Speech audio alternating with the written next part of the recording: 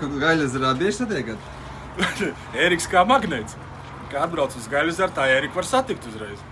Un kurā vietā viņi satiec? Pie kafijas automāta, protams. Es zinu, kāpēc tā ir. Saki, kāpēc? Vecais žuļiks.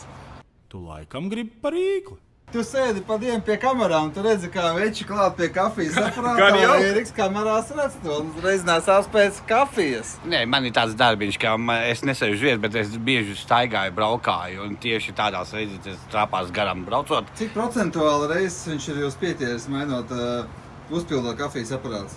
Nu, es neuzpildu, es pārbaudu, bet uzpildītājs saka, ka regulāri satiek. Regulāri satiek, jā. Nu, zin kā kaķis pie piena silītes. Jā, jauki, svētīgi. Kāpēc gan ne? Jo šitā māmākā kafija. Prieks censties. Jā, paldies visiem, kas ņem līdzi, lai mums tiešām bija labi padzēties kafiju, buļļoniņu, tēņu un vispārējo. Jēzu, šito skaistumu. Jā, paldies par kafiju, viss. Paldies. Čau.